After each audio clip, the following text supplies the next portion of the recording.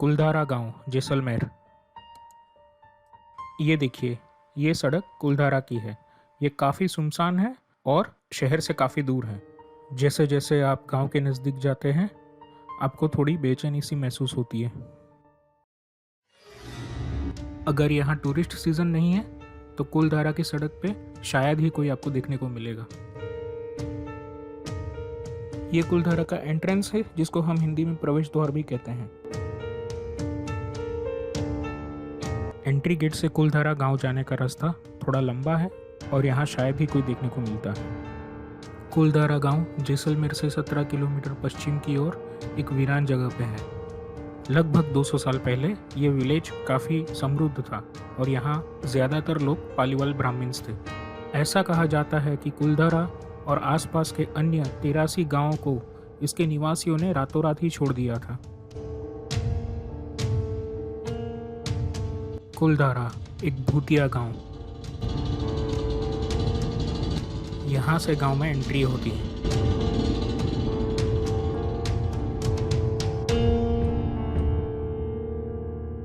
यहाँ आपको गाइड की ज़रूरत तो नहीं पड़ेगी, क्योंकि कुलधारा गांव का इतिहास इस पत्थर की तख्ती पर लिखा हुआ है। यहाँ आके ऐसा लगता है जैसे कि हम एक ऐसे रहस्य का पता लगाने के लिए आए हैं जो सदियों पहले दफन हो गया था, और इसे ना खोलने में ही सबकी भलाई है। जब आप यहाँ घूमते हैं तो एक ऐसे जीवन की कल्पना करना अजीब लगता है जो यहाँ वर्षों पहले फला फूला हुआ करता था। प्रवेश द्वार के पास कुछ इमारतें ऐसी है जिससे अंदाज़ा लगाया जा सकता है कि कुलधारा के टूटे हुए घर पहले कैसे थे। ये इस गांव का कॉमन ग्राउंड या तो विलेज ग्राउंड कह सकते हैं। यहाँ उस ज़माने के लोग फेस्टिवल्स, त्योहार या दूसरे फंक्शंस किया करते थे। ये मिट्टी का अच्छा सा बना हुआ घर किसी वेल टू डू फैमिली का लगता है या तो कोई इम्पोर्टेंट पर्सन का लगता है।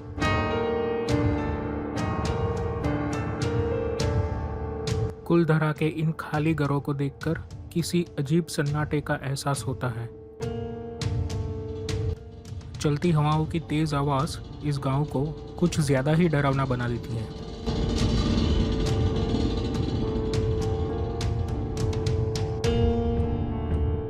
गांव के मैदान के पास गणेश भगवान का एक सुमसाम सा ये मंदिर है।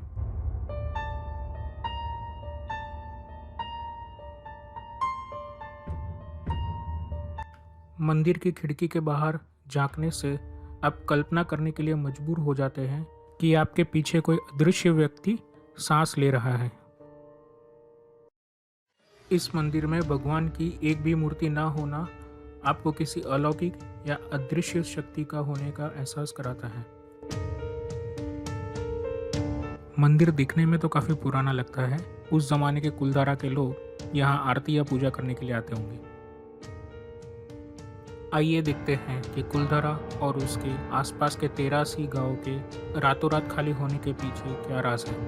13वीं सदी में बसा कुलधारा गांव 600 साल बाद यानी कि 19वीं सदी में रातों रात खाली हो गया था। इसके पीछे कई कहानियां हैं, लेकिन जो सबसे ज़्यादा फेमस है वो एक क्रूर मंत्री सलीम सिंह की है। आज से अप्रोक्सीमेटली 200 साल पहले कुलधारा गांव एक काफ़ी प्रॉस्परस विलेज हुआ करता था।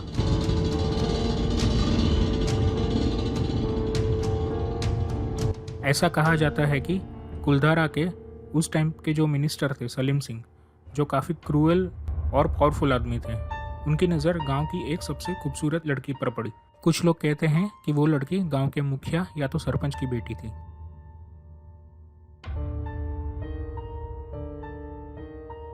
सलीम सिंह बड़ा जालिम बंदा था।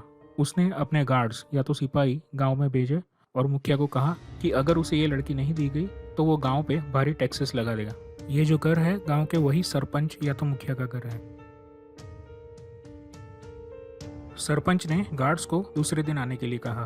तब तक उस रात को उसने कुलधारा और बाकी 83 विलेजेस के सरपंच को बुलाया और ये बात बताई। कहते हैं कि सारे के सारे 84 गांव के लोग अपनी फैमिली के साथ एक ही रात में कुलधारा और उसके आसपास के गांव से निकल गए।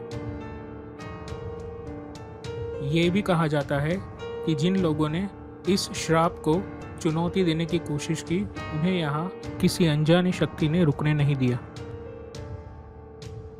हम घर की बनावट और छतों को देखकर ये गैस कर सकते हैं कि ये गांव के लोग बड़े ही स्किलफुल लोग थे। जब हम कुलधरा के ये घर देखते हैं तो हमें ये पता चलता है कि इतने सारे अलग अलग सीजन्स होने के बावजूद ये घर वैसे के वैसे ही खड़े हैं। इससे ये पता चलता है कि जब कुलधरा के लोगों ने गांव छोड़ा तो वो मजबूरी में छोड़ा था, उनकी मर्जी नहीं थी। गांव के मुखिया के घर का बेडरूम। यहाँ हर जगह पे इतना अंधेरा है कि कभी कभी आपको लगता है कि अचानक से कोई अंदर से निकल के आपके सामने आके खड़ा हो जाएगा। ये उस सरपंच के घर का किचन है।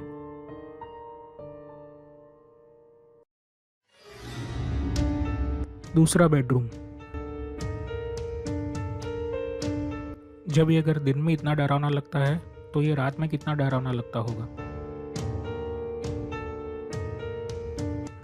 घर की दूसरी जगह है।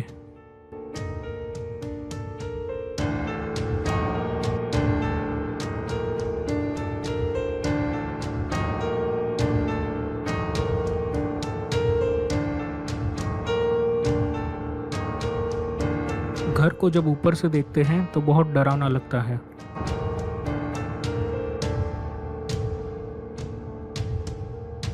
मुखिया के घर की छत से पूरा गांव खाली और डरावना दिख रहा है।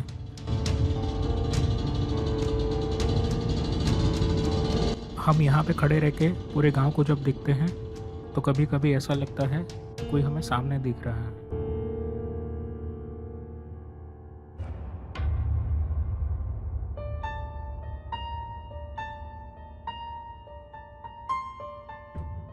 कुलधरा गांव के खंडहर। ये पुराने खंडहर अगर कुछ बोलते तो शायद हमें पता चलता ऐसा तो क्या हुआ होगा कि सारे के सारे गांव वाले एक साथ चले गए।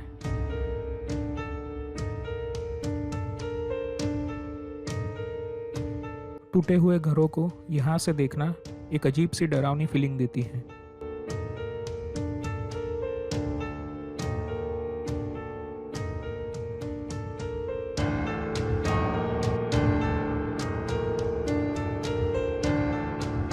इस गांव में बहुत ही कम जानवर या पक्षी आते हैं जो इस गांव के खंडहरों को ज़्यादा भूतिया बनाते हैं।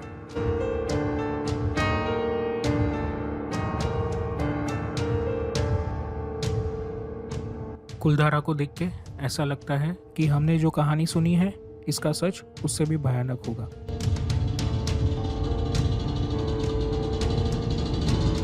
कुलधारा को देख के हम ये कह सकते हैं कि इंडिया की सबसे डरावनी जगहों में इसका नंबर आ सकता है।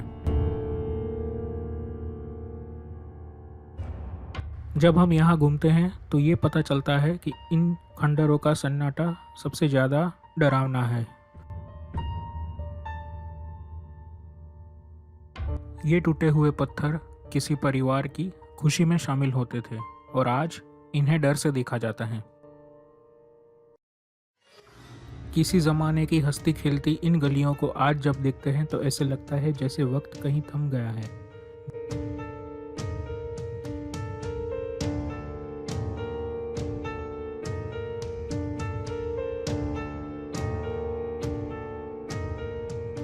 भूतिया महल या घरों को देखना एक अलग आकर्षण है, पर एक ऐसा गांव जो रातों रात गायब हो चुका है, इसे देखना एक अलग ही एक्सपीरियंस है।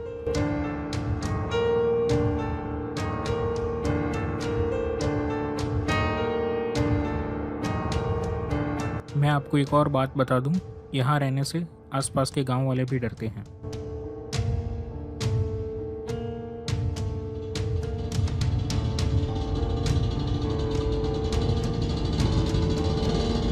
कुलधारा का यह गांव आज आर्कियोलॉजिकल सर्वे ऑफ इंडिया के तहत सुरक्षित है।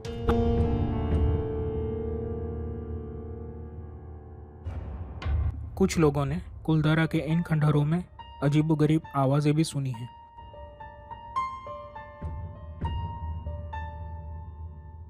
आइए टूटे हुए इन घरों को नजदीक से देखते हैं।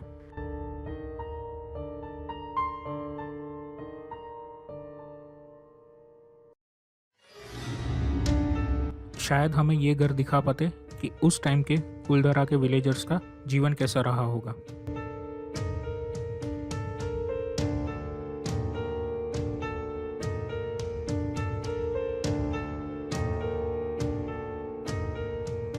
इस गांव में 200 साल तक कुछ भी नहीं बदला है।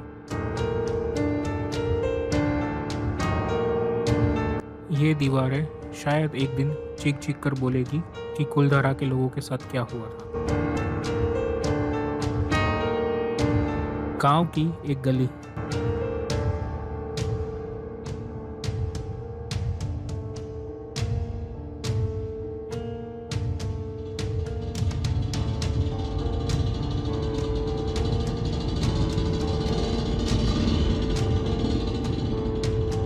कुलधारा की यह मुलाकात आपको अंदर से बदल देती है। यह आपको याद दिलाती है कि दुनिया में हर एक चीज़ की एक्सपायरी डेट होती है।